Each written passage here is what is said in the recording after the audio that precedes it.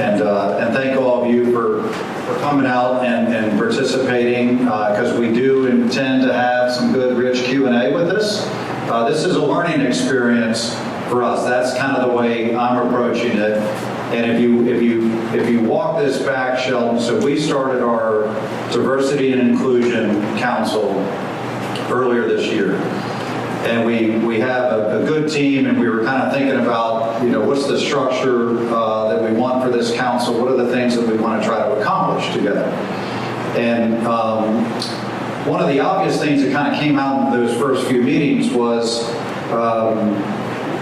what are some best-in-class examples of industries like commercial real estate that are that have been very intentional about diversity and inclusion, and maybe at one point looked as lopsided as this industry looks.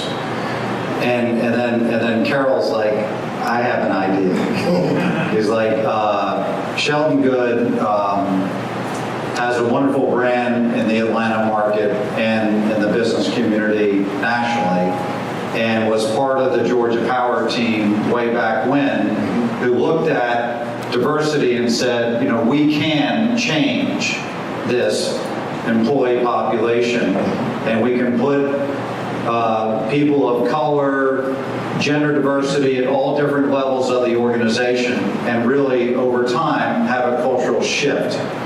And so that's how this came together. And then I asked Carol, do you think we could get him to come talk to us? And she was like, yeah, I think we could maybe make that happen. So that's context, that's the backdrop. So let's just start with that. If you can start, Shelton, with your days at Georgia Power, what those early conversations looked like, and what that plan eventually turned out to be. Okay, great. So a little bit of level setting. I need everybody to do one thing real quick. Take out your phones, go to LinkedIn, because we're going to start a conversation today that we're going to have to continue. I know a lot of them say, well, what did he mean by that?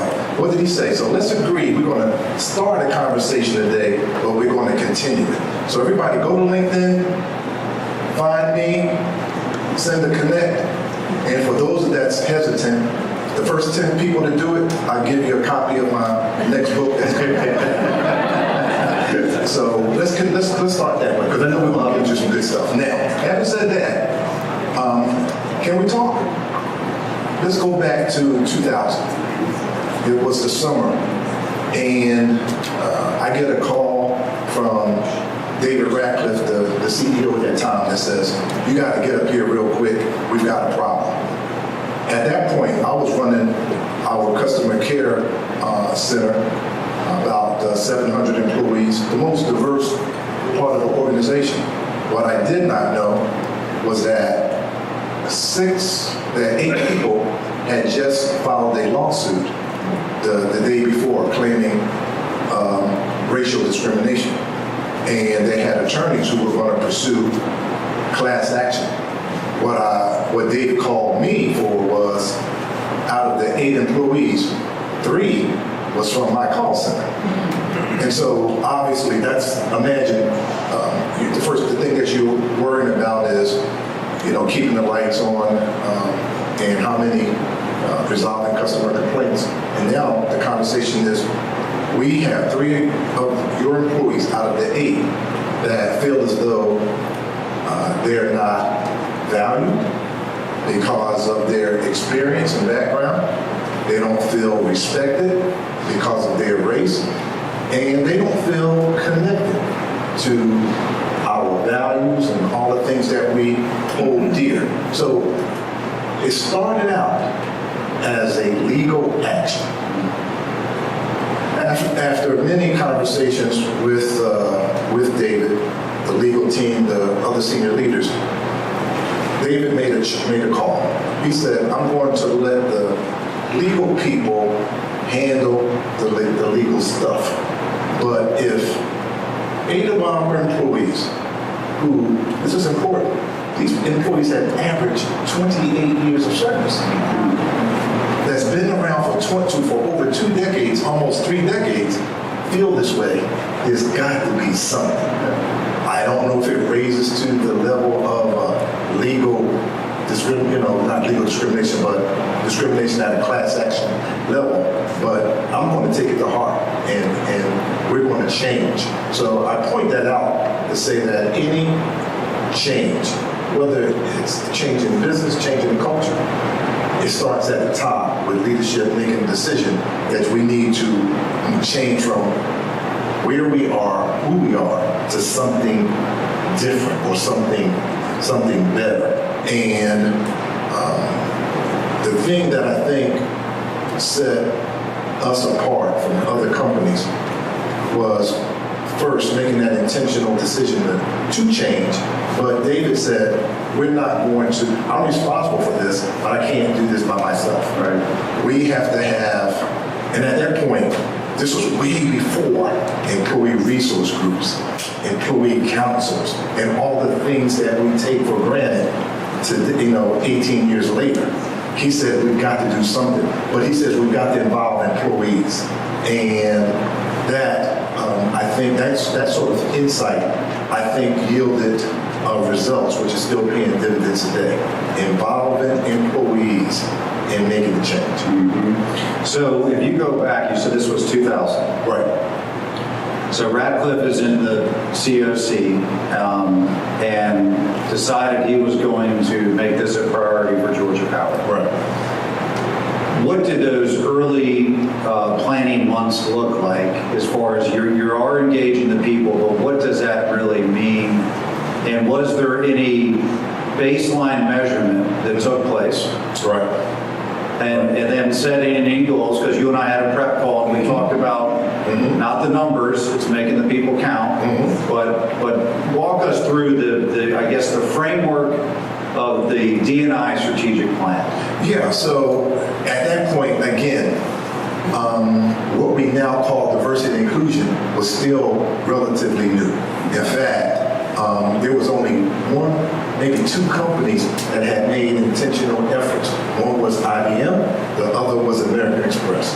So the first thing that David did, he put together a steering committee, and he sent us out to talk to the folks at IBM and American Express. And they had a lot of things going on, but no metrics and no evidence that any of it worked. So while we were doing that, David says, why don't we get some advice from the community? Why don't we get some input from the community?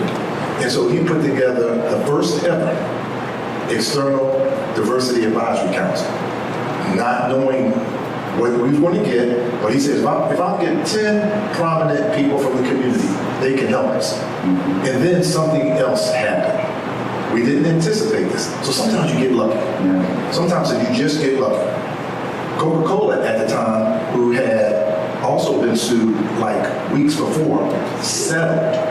And the consent decree that was put together as a part of the settlement, we said, can we borrow? And we literally took their consent, the consent decree that says, you have to do this, you have to do this. And we looked at it and we said, what can we do? How fast can we do it? What makes sense? And we came up with basically 4 buckets of work that we had to do.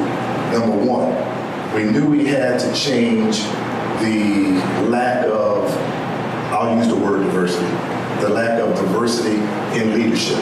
At that point, 2000, at the C team and 2 levels down, it was predominantly white males.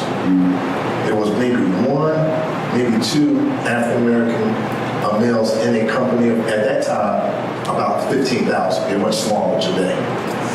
So they said, we've got to change leadership. Because if we start bringing in a bunch of diversity at the bottom, and they have no mentors, they have nobody to be sponsors, they're going to just leave. So we've got to put in place we got to look differently at the top. Right. So there was a whole bunch of work around that. He says we've got to get employees involved. So that's when we came up with things like We borrowed it from American Express and IBM. We came up with this employee resource groups. We called them affinity groups at the time.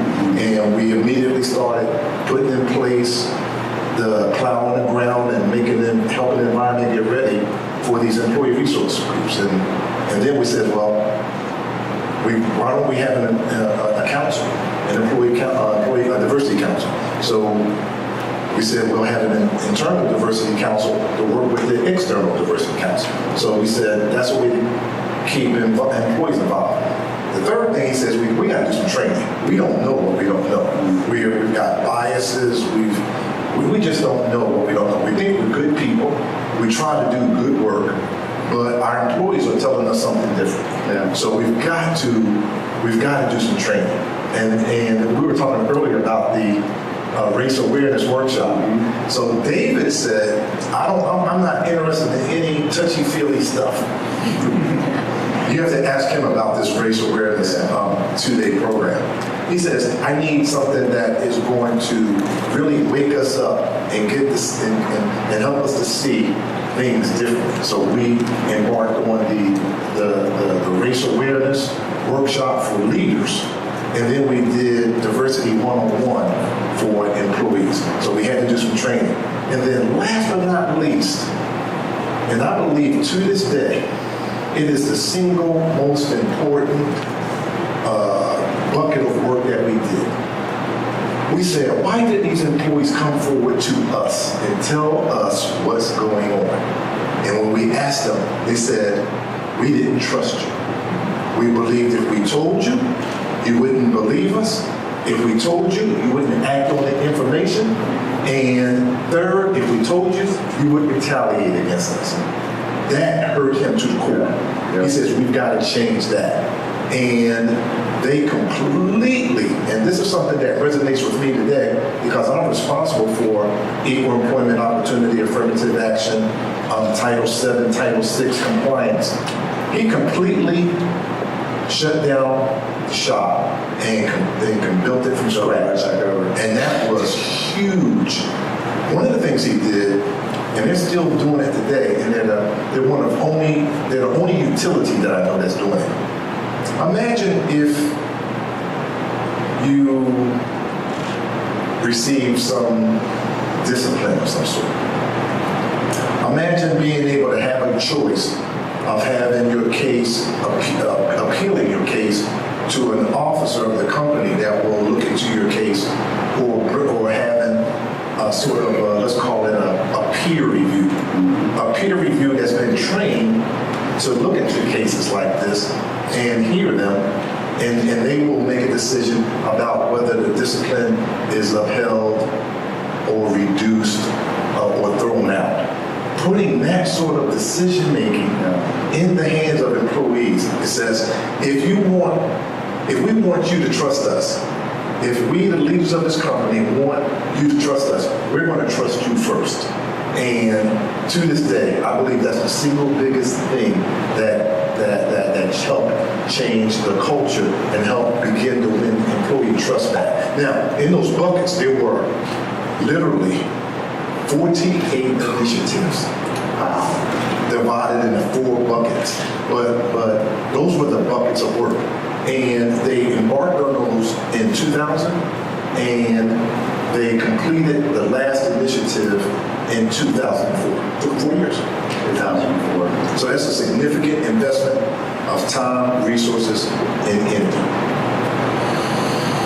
So it's interesting. Shelton mentioned this race awareness workshop. So this past weekend, and you'll probably see some coverage about this, but myself and Dallas Smith, who've been in the room, know, Chris Aaron Keel, who's over at CLA, and Kristen Lamb, who used to be the president of the Atlanta Commercial Board, and then now her successor, Robin Goodwin, was involved. And anyway, we went through this workshop on Friday and Saturday just a few days ago.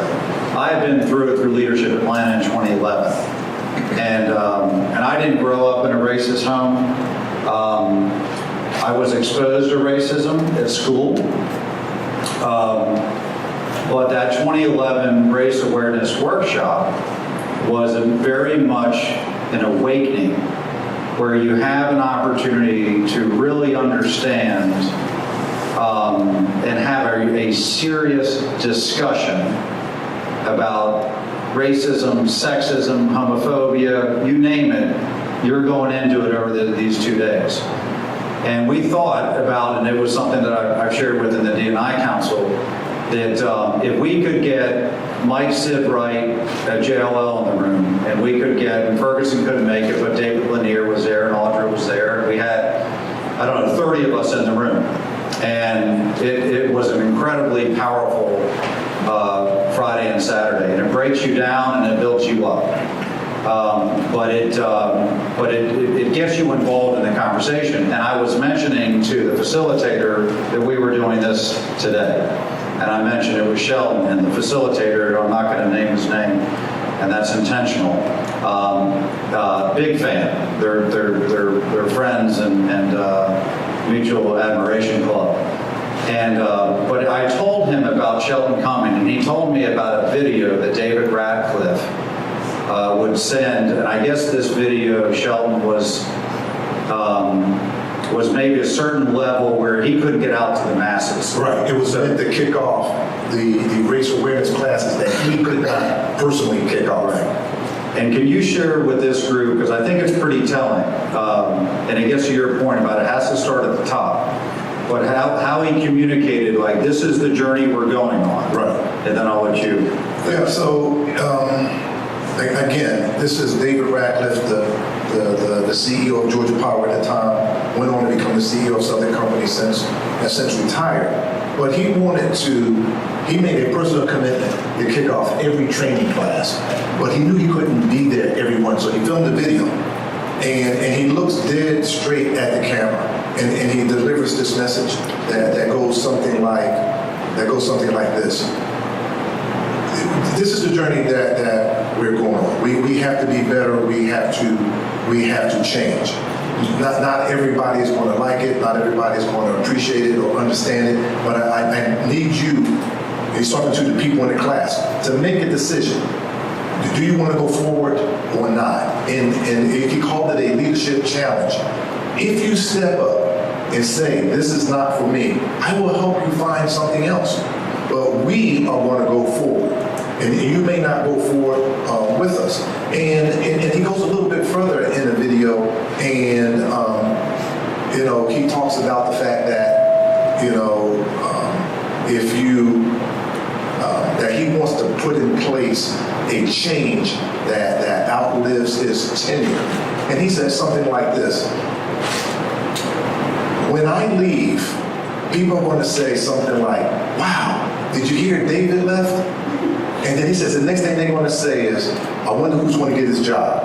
And internally, that gets a chuckle, because everybody was always fighting and worrying about, who was going to get the next job, because there was absolutely no trust at that time in the way that we went about hiring and promoting people. So it was just his way of letting people know, I'm going to put in place a change that is going to outlive me in terms of my tenure here as president. And I can tell you, I literally was on the phone talking to their basically their chief diversity officer headed over, and was asking them a couple of questions, and was confirming some of the things I know it's going to be saying here today, because I wanted to be able to say unequivocally that a lot of the things that were put in place in 2000 are 18 years later still in place. Yeah. So I confirmed that no less than 30 minutes prior to coming over. Oh, great. So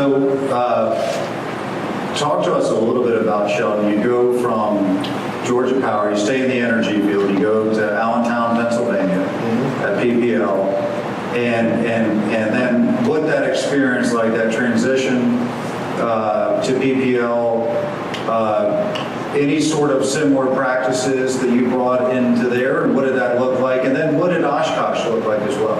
Yeah, so again, a little bit of level setting. What I have found in going from Georgia Power to Pennsylvania Power and Light, and then to Oshkosh, and now at MARTA, is here we are 18 years later, and I'm still having to explain to people what diversity is and what diversity is not. So can we have a conversation about that?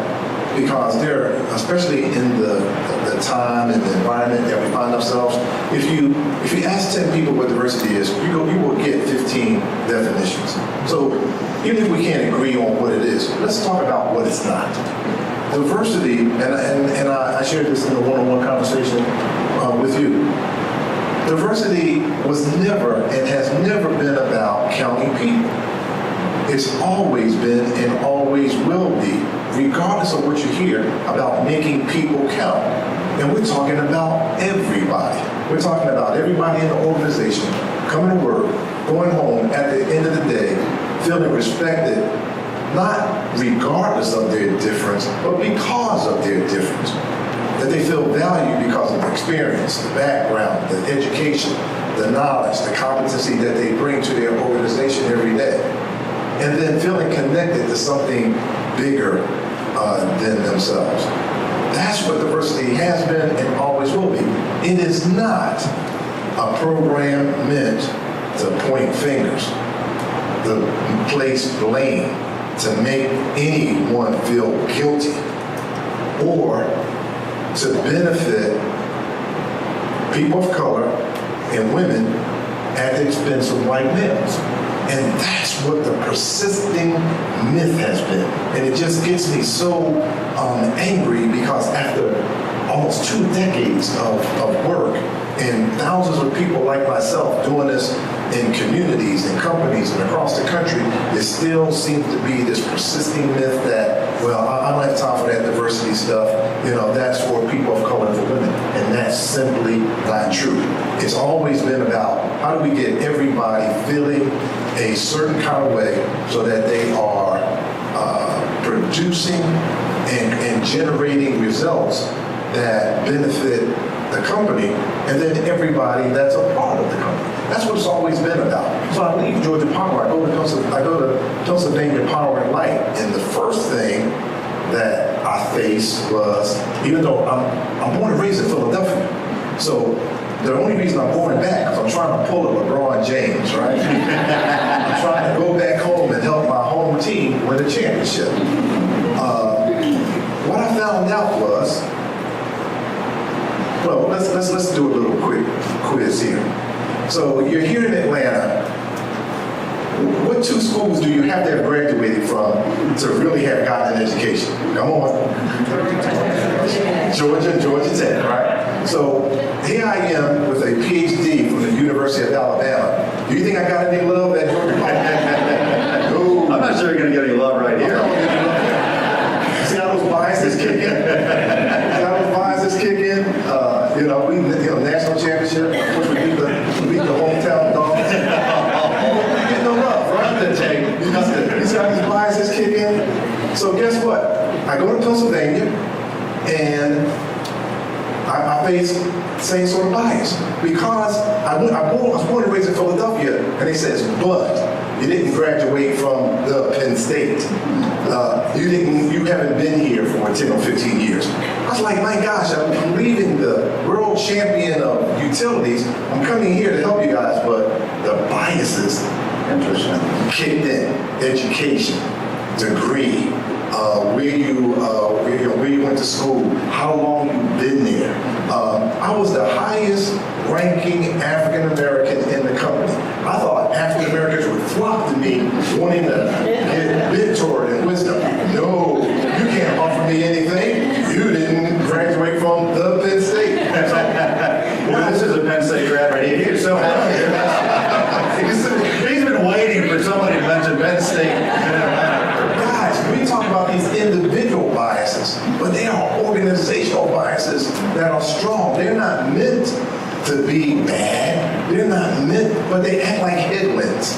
So let me give you a metaphor. You fly from New York to California. It takes approximately 5 hours, 20 minutes. You take the identical plane, identical pilot, you come back from LA to New York. It takes you about 4 hours and 47 minutes. So is the pilots flying a plane from LA to New York better? Are they more skilled? We know that's not true. We know that the pilots when you fly from New York to LA, you face headwinds at the Rockies. It means it slows you down. It means you have to burn more fuel. It means you have to make adjustments to get around some of the headwinds. That's the same thing, that's the same impact that organizational biases have on people that's not in that sweet spot. So if you're at a Georgia Power or Pennsylvania Power Light, or let's take Georgia Power, you didn't graduate from Georgia or Georgia Tech, you didn't grow up in the South, you're not Christian, you're not straight, you're not this, you're not that. You face headwinds. Those headwinds make you have to burn more fuel. They slow you down. And they make you have to constantly adjust how you show up, how you talk, who you talk to. Is the day a tie day? Is the day an open collar day? Is the day jeans day? Oh my God, don't wear jeans. So these you laugh, but I'm serious. I am so serious. I was told one day, Shelton, I saw you in jeans last Friday. You know that if you really want to be a VP, you notice that none of the VPs wear jeans on Friday. This was true. These things go, and they're invisible. They're unwritten rules, God, but they have impact because people then act on these, and their behaviors then manifest themselves and have impact. But they disproportionately impact women and people of color. Hence, people believe you have to take intentional actions to mute and blunt that impact. So all I'm saying is when I left Georgia Power and I went to Pennsylvania Power Light, I'm thinking I'm in this position of privilege. I'm coming back to an area I was born and raised in. I'm coming from a top utility, but the diversity person, still had to overcome organizational biases. And I didn't want the CEO, Bill Spence, to say, y'all have to do what this guy says. That's not going to make it effective. So you have to get out, you have to build relationships, you have to show value, you have to show impact. That's important. Why? Because diversity has always been about trying to drive organizational success by making sure everyone on the team feels connected and is producing at a level that will optimize, the results for the company. So I think that's very important. And I found when I went to Wisconsin, the same thing. And then I come back home to my new home, which is, Atlanta now, and I find within an organization that has as much diversity in it at Barna, the same identical challenges that I had when I was at Oshkosh that had less than 6% people of color. So it's the same sort of myths, the same sort of persistent misperceptions about what it is we're trying to do. Yeah, it's interesting, Shelton. So one of the discussions we've had in the CNI Council is trying to have honest dialogue about what are the barriers to getting in the business. And we have a kind of a complex, it's actually a simple platform. You either have investor or occupier, but then there's all these sub-businesses under. So it's probably, in this office alone, there's probably 20 different kind of practice groups, if you will, kind of different specialized niche businesses. And so we've started this journey a little bit through the help of some people on the council on what is it that is preventing people from being attracted to the business. And this is specifically around people of color and women. And if I reflect, and I was just meeting with a gentleman at 11 o'clock, and was introduced, he was introduced to me by his father. And I'm telling you, I could spend a quarter to a third of the year just fielding those type of meetings, just sitting down with people. And I would say 90% are white males. And so there's just this cycle. And you can see kind of how this thing plays out, where if I take the meetings, it's a friend of a friend, so that's how a lot of it starts. So one thing that we're trying to do, and is Lindsay here? Okay, yes. All right, so Lindsay McIntosh, stand up, Lindsay, sorry to embarrass you. So Lindsay is my HR partner, and all right.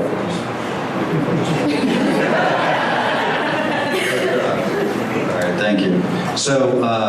So Lindsay flew in this morning, and Lindsay and I are working together on a larger engagement survey. That's kind of step one. And then we're going to kind of look at the results on that. We're going to then try to work with a project that Miles has started around what are some of the perceived hurdles. And then there's a next step on this when we get kind of the data, we get some of the feedback, and then we begin to say, okay, so what are the proactive strategies that we need to put in place? We can't wait for the phone to ring, right? So what are we doing, whether it's on-campus recruiting, whether it's just creating, a really viable value prop for people to be attracted to the business, or make it more attractive. But part of it is just kind of getting out and I think, sharing, this is what commercial real estate is about. So our, getting to finally a question, our probably issue is making sure that we have structure around getting pipeline of great talent. Right.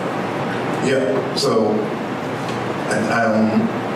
I was waiting for you to get to the point where you guys were intentionally going to campuses to recruit and create internship positions. I mean, when we talked on the phone, you talked about just how natural it is that people come into the business, you mentoring, talking to acquaintances of friends and colleagues, or sons and daughters, and just by the way it is, they happen to be white males, and so they get interested, they get interested in the field, they get some early mentoring and coaching. I would say if you don't already have an intentional program where you are going to colleges, going to conferences, going to career fairs, to at least start with building or changing your intern pool. And that's assuming that you even have interns. But if you don't, that's a great way to build a pipeline for the future. If you have an internship program, then I would look there and say, are we perpetuating the same, or are we in fact building a pool of potential future people? It is, I believe, the best investment that you can make that will give you the highest returns. Obviously, if you bring in interns and they come here to Atlanta, it should be hard to, at least not here, to convince them to come here and work. Then I believe that you should have a high probability of turning those interns into hires. My response to your question is at least start looking there. What are you doing intentionally and differently so that you get a different result? Let me speak candidly here. I was recruited from Pennsylvania Power and Light to Oshkosh Corporation, who at that point was pursuing a $50 billion contract with the Department of Defense for the next generation of joint light tactical vehicle. You know it as the Humvee. They hate to call it that because it's so much more. A two-star general who was heading up the selection in the procurement process told Wilson Jones, every time I come here, I say the same thing, which is, where are the people of color? And he says, you tell me the same thing. Well, we don't have any in our community. And he says, I tell you the same thing. What are you doing differently? He says, now I'm going to just put it as bluntly as I can. When we come back for the final final selection, if I don't, although I expect you to automatically look different, if you don't have a plan, I'm probably not supposed to tell you this. This was a two-star general, but you're not going to fare well in the final selection for this contract. Next thing you know, I get a phone call. I know you're at Pennsylvania Power and Light, but you're a retired officer, retired combat pilot. You understand our culture. I know you don't want to come to the Midwest, but we need your help. And can you take one for the team? I says, I'm not going to come to Wisconsin to simply help you get a $50 billion contract. I'll take 10%. I didn't think about that. I was a little bit offended that he wanted, my thinking was that he wanted a token African-American retired officer to come in and be window dressing and help put together a plan that they never intended to execute. I says, I will come and I will help you put together a plan only if you will commit to me that you are serious about doing something different. And so you say, well, Dr. Goode, what did you want them to do? I wanted a company that had 18,000 employees and had only 662 people of color to do something different. Don't tell me that you're there in the Fox Valley of Wisconsin and that you can't get people to come there. That's not true. What are you doing differently? Or have you ever gone to the National Society of Black Engineers annual conference and convinced people that this is a great place to have a first job, a good place to start a career? Have you ever gone to the Society of Women Engineers, a conference that draws 10,000 female engineers from across the country every year? What are you doing differently? And I will tell you that now, Oshkosh Corporation is a platinum sponsor, and they're getting a pick. I mean, they're getting the first round draft picks out of those conferences every year, and for both conferences. And now they're beginning. You're not going to see it. You can't make that sort of change overnight, but you can start to send signals that something is different. He told me, well, what can I do about leadership? I said, well, what do you mean, what can you do about leadership? Well, we thought we had a new CFO on the hook, but he came and took a look around and I threw a bunch of money at him, but at the end of the day, he said no. I said, well, did you ever follow up with him to find out why?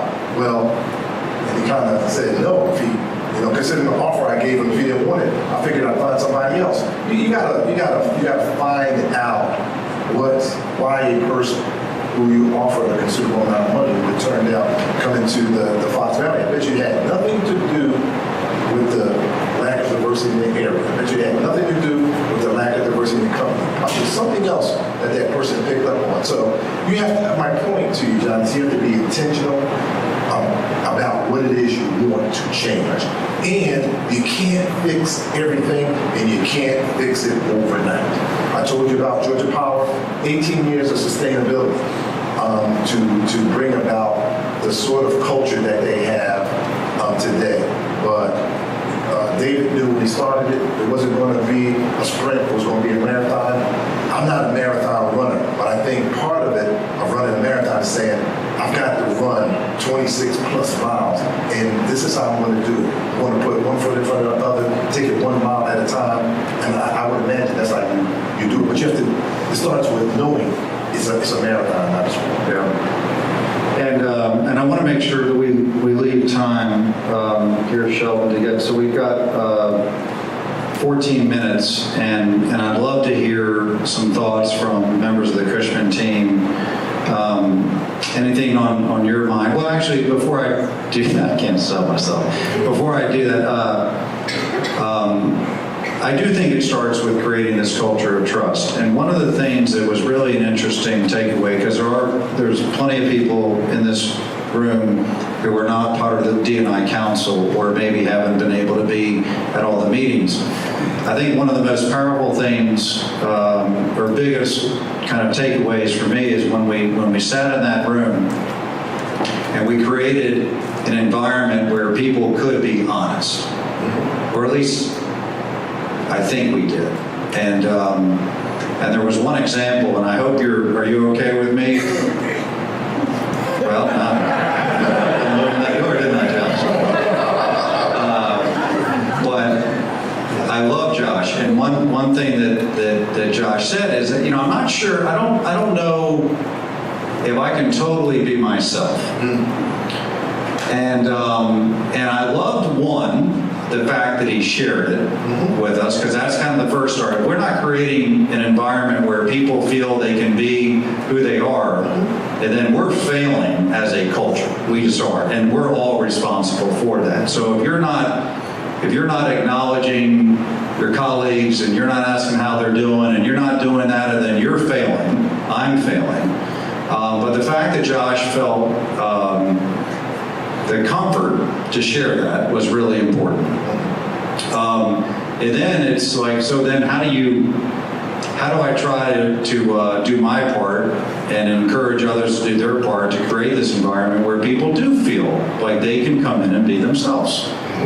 And so I guess that's just more of a statement, and it's more of a just acknowledgement that, one, I appreciate you sharing that, and then two, I think we do have a responsibility while we're here. We spend a ton of our waking hours in this professional arena, and people should, they should feel, regardless of their background, they should feel like this is are you doing this on purpose, Will?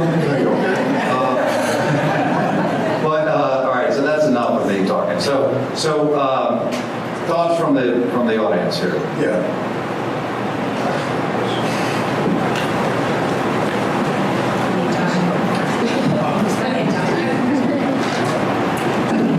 Okay, I'll go. Dr. Goode, one of the things you talked about was the need to have change from the leadership at the leadership level. And that's a particular challenge for our industry because of the background of the industry. Those people that have that level of experience are primarily a lot of old white guys. So how, to attract people at that level is that much harder. I totally agree with the intern level, but to attract at that level is that much harder. What do you think about, just an example, the NFL Rooney Rule? I knew.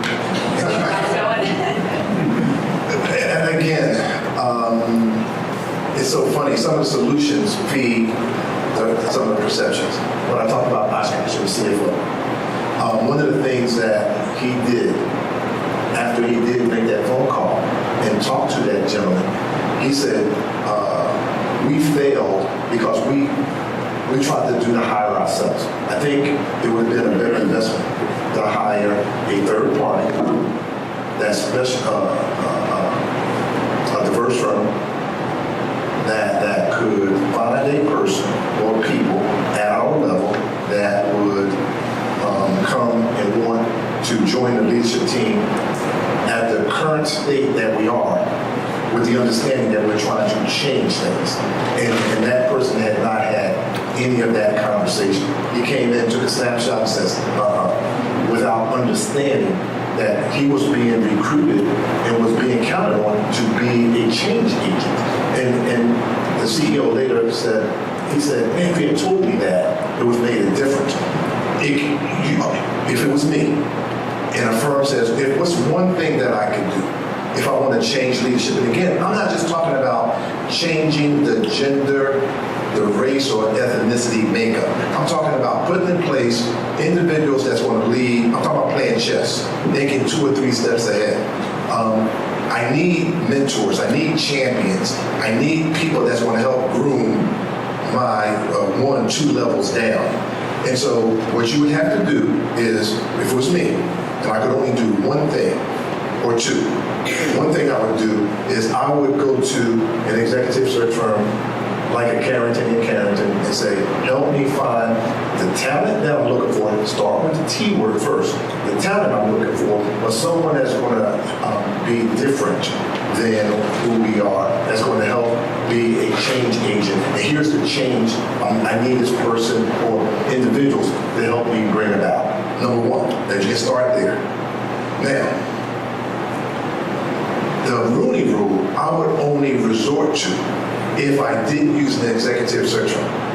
An executive search firm such as a Carrington and Carrington already know I'm not going to bring you a slate of candidates that's not diverse.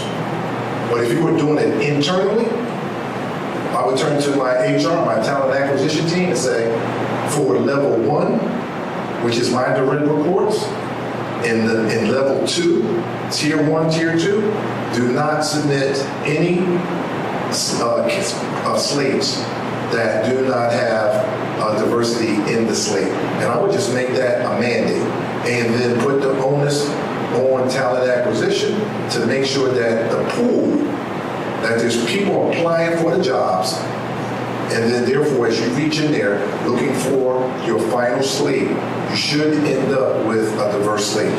It's not hard, but you do have to be intentional.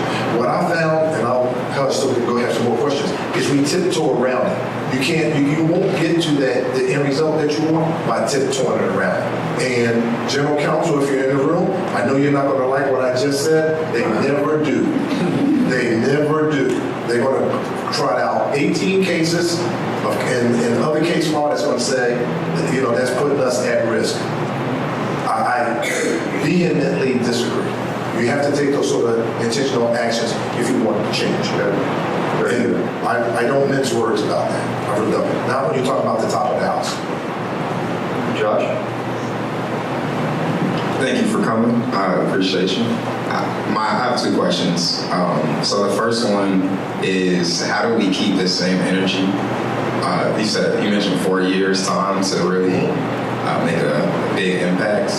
That's going to be a minute in a company like ours. And then my second question is, what can I do? Pre-credentials like yours, doctor, and airman at the whole.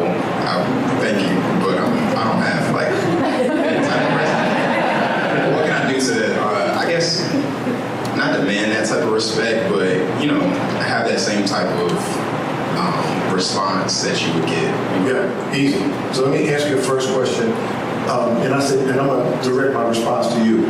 Trust these guys. Tell them what you want, and then help them bring about the change that they want to see. That's the way you do it. You talk about the engagement survey. If you're going to do a survey, HR, make sure that leadership does 4 things and follow. Make sure they thank everybody for trusting them to give you their thoughts. Number 2, make sure that leadership tells them, we are going to respond to the survey and the information and feedback that you've given us. We promise you, we're going to act. We're not going to fix and do everything, but we are going to act. Number 3, we're going to involve you in making some of these changes.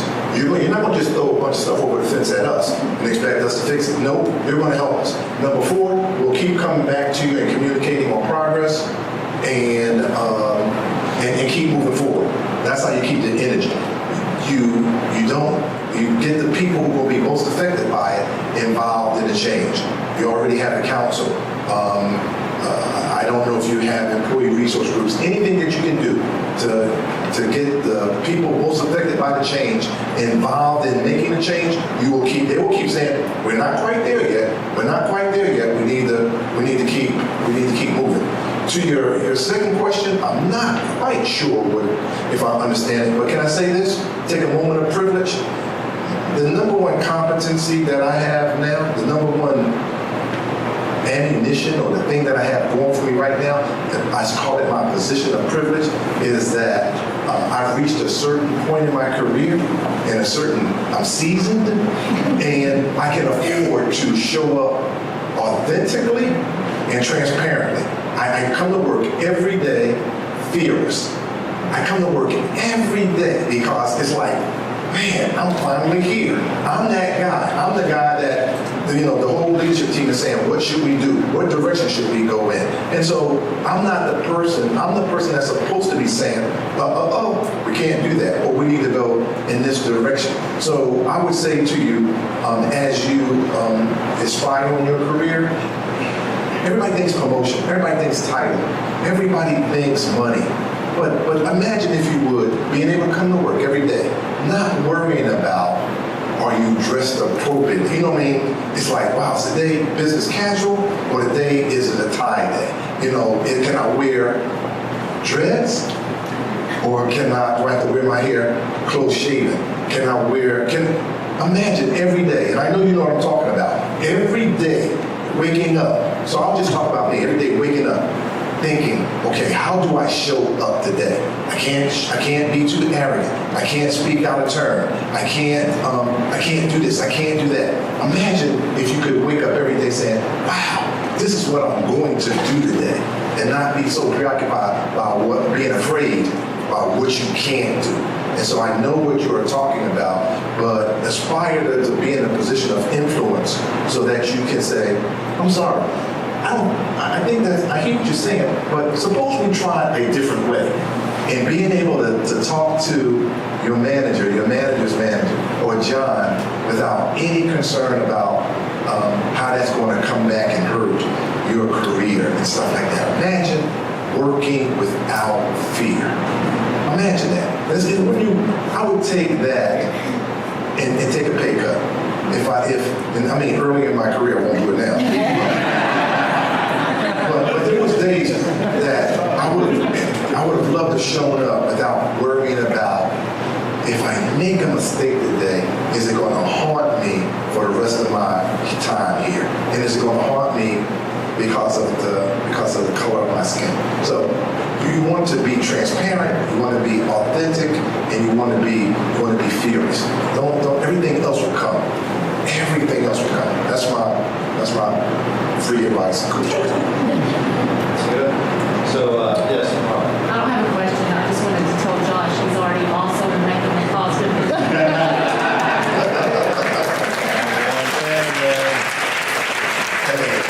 Still wear videos, numbers So we're at the top of the hour, Shelton, but it's been a privilege to have you here, have you share your stories with us.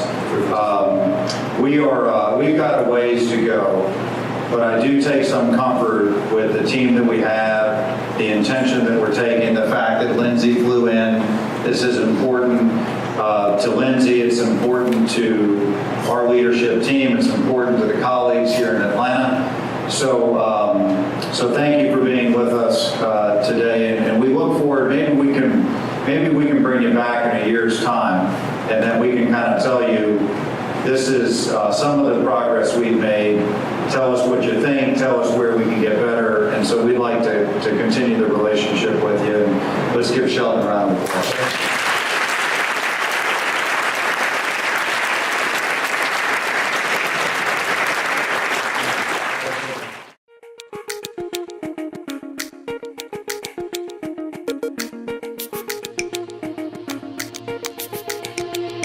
Thank you.